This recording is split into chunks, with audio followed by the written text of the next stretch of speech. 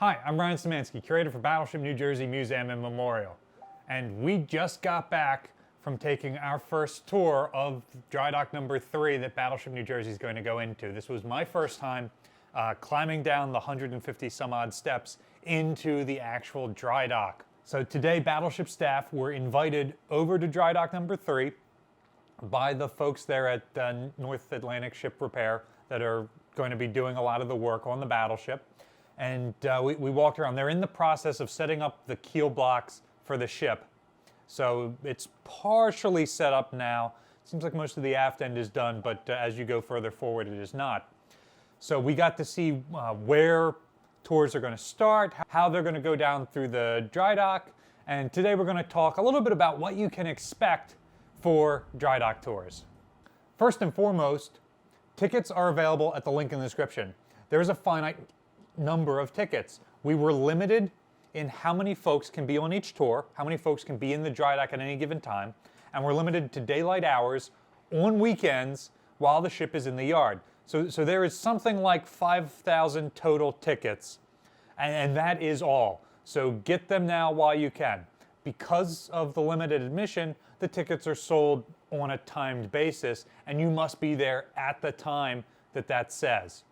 So, once you've gotten your tickets, you're ready to come see the ship in dry dock, great. The money that you gave us for those tickets is going to support the dry docking process. That's going to pay for some of the work that we're doing while we're in the yard.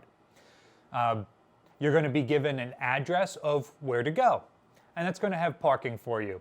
At that point, you're going to come in and you're going to check in with us. We're going to have a space that's set up, and you're going to check in. You're going to sign your waiver for both the museum and for the dry dock. That just says that you're entering an active work zone. You're going to be careful. There's also going to be an approximately 10-minute PowerPoint safety briefing before you go down into the dry dock. So this is going to happen then as well. Keep in mind that this is an entirely exterior tour.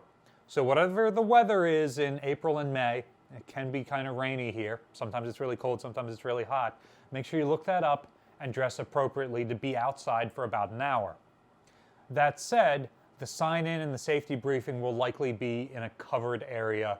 So while you're waiting for your tour to kick off, and we do recommend you show up a little bit early, while you're waiting for your tour to kick off, you will be under cover somewhat.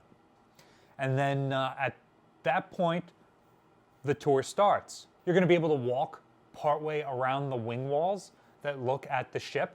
So we're going to start off by going to the stern of the ship. She's going to be docked in stern first. You're going to be able to look down at the ship from there, and then we're going to descend the steps. Keep in mind, the steps are not ADA accessible. This is an active work site, and these steps were cast in concrete in 1921. So they're not quite as wide as the steps in your home. We really recommend that you evaluate your own abilities before you sign up for the tour. At that point, we take the 150 steps down into the dry dock, and we're going to start by going to the stern of the ship. You'll be able to see the propellers, the rudders. You'll be able to see down the tunnel between the twin docking keels. Great photo opportunities there. You'll really get a sense of how big this ship is. The iceberg of it, how much of the ship is in the water that you don't get to see. Then we're going to walk up the side of the ship. You'll get to see things like the docking keel, the cathodic protection that's on there, the system of coatings that's on there. You'll be able to see the keel blocks under the ship. It's going to be about 4 feet tall. If you want to take that iconic picture of getting under this ship and trying to push up on it, we can probably make that happen too. We'll probably have a tour guide there with you who can take a picture. We'll go all the way to the bow of the ship. You'll get to see that iconic stem, the knife edge where the water meets, and where the paravane casting has been removed on us, unlike the other 3 Iowas. We'll talk about both the history of the ship, some of what you're able to see, what is important about the individual plates of steel or weld marks or things like that, what's the scope of work for this project, and of course, some of the history of the dry dock and the other ships that have been in there.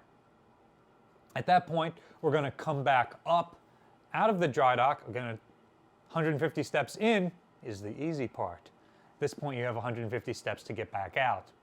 Then we're going to be able to walk onto the caisson that actually seals the dry dock and look at the bow of the ship. You'll be able to see that the water level is just about up to the rim of the caisson on the riverside, and then the dry dock is something like 40, 45 feet down, and it's really disconcerting to see that. You guys will get a kick out of it. And that'll be the bulk of the tour. Your tour guide will be there if you have any additional questions. You can talk afterwards. We do recommend you pick up some of that dry docking merchandise. Again, it's only available there, and the proceeds go back to benefit the dry docking. As a reminder, the ship is going to move from her current pier on March 21st. She's going to go onto the blocks on March 27th. That first weekend, we're going to be training our tour guides on how to give a tour of the ship in dry dock, because none of us have seen her out of the water. And then April 6th, the tours begin. They'll be running every Saturday and Sunday in April and May, and that's likely it. We're only expecting a 60-day dry dock period. So there's a finite number of tickets, and there's a link in the description below if you're interested in going in. And I've said this before, but this could be the only chance in your lifetime. It's been 30 years since the ship was dry docked before. It will likely be another 30 years before she's dry docked again. And there's no telling if other ships will be allowed to do this. The other Iowa-class battleships are likely going to dry dock in Navy yards. You know, Wisconsin's in Norfolk, Missouri's in Pearl Harbor. Those are both active Navy yards. So they probably won't be able to do dry dock tours like we are when they go into the yard. So you might never get another chance to see an Iowa-class battleship out of the water. Make sure you get tickets while they're still available. I'll see you guys there. What do you think the coolest thing to see when the ship is out of the water is going to be? We're still writing the manual for our tour guides to be studying, so let us know some of the stuff you want to hear them talk about. Battleship New Jersey receives operating support from the New Jersey Department of State, also from a number of other private individuals and businesses, and the proceeds from tours like this one. We really appreciate your support. There's a link in the description below for ways you can donate to support the museum and our ongoing dry dock project. The museum is currently closed, so the only proceeds we're getting are from things like the YouTube channel and dry dock tours. You can also support us by liking, sharing, and subscribing so more people find about the museum and our upcoming project. Thanks for watching.